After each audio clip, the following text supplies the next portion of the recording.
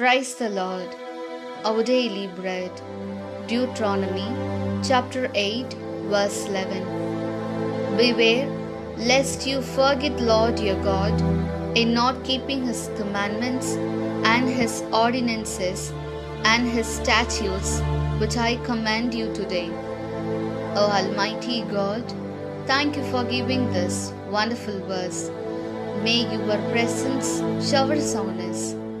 O God, in the world that is operating today, sin is increasing among people due to worldly desires and lustful excesses, and due to evil deeds such as envy, competition, deceit, and revenge.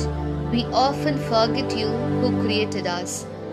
O God, who is alive in the Eucharist, have mercy on us, and may our hearts not be subject to sin and evil deeds, but may we always keep your commandments in our hearts, and may we live as a people worthy of Christ, and may we ask forgiveness for the mistakes we have made.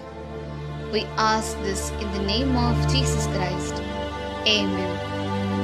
அன்றாட உணவு இணைச்சட்டம் அதிகாரம் 8 இறை வார்த்தை 11. இன்று நான் உங்களுக்கு கட்டளையிடுகின்ற கட்டளைகள், நியமங்கள், முறைமைகள் ஆகியவற்றினின்று வழுவியதன் மூலம் உங்கள் கடவுளாகிய ஆண்டவரை மறந்து போகாதபடி கவனமாயிருங்கள். அன்பின் தகப்பனே, இன்றைய நாளிலே இந்த இறை மன்னாவை கொடுத்ததற்காக நன்றி ஆண்டவரே. இறைவா, இன்று இயங்கிக் கொண்டிருக்கும் உலகில் மக்களிடையே பாவம் பெருகிக் கொண்டே இருக்கின்றது. உலக சிற்றின்ப ஆசைகளாலும் காம களியாட்டத்தாலும் பொறாமை, போட்டி, வஞ்சகம், பழிவாங்குதல் போன்ற தீய செயல்களினால் எங்களை படைத்த உம்மை பல தருணங்களில் மறந்து விடுகின்றோம். நற்கருணையில் பிரசன்னமாய் விளங்குபவரே, எங்கள் மீது இரக்கம் வைத்து எங்கள் மனம் பாவத்திற்கும் தீய செயல்களுக்கும் இசையாமல் உமது கட்டளையை எந்நாளும் எங்கள் மனதில் இருத்தி கிறிஸ்துவுக்கு ஏற்ற மக்களாக வாழ்ந்து செய்த தவறுகளுக்காக இவ்வேளையில் மன்னிப்பை இறைஞ்சுகின்றோம். ஆமென். அன்னன்னுள்ள போஜனம் നിയമാവർത്തനം 8-ാം അധ്യായം 11-ാം വാക്യം. ഞാനിന്ന് നൽകുന്ന കൽപ്പനകളും നിയമങ്ങളും ചട്ടങ്ങളും ലംഘിച്ച് നിങ്ങളുടെ ദൈവമായ കർത്താവിനെ വിസ്മരിക്കാതിരിക്കാൻ ശ്രദ്ധിച്ചു കൊള്ളുവിൻ.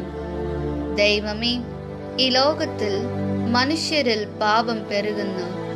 ഈ ലോകമോഹങ്ങളിൽ ജീവിക്കാതെ പാപം വെടിഞ്ഞ് വിശുദ്ധ ജീവിക്കുവാൻ ഞങ്ങളെ അനുഗ്രഹിക്കണമേ.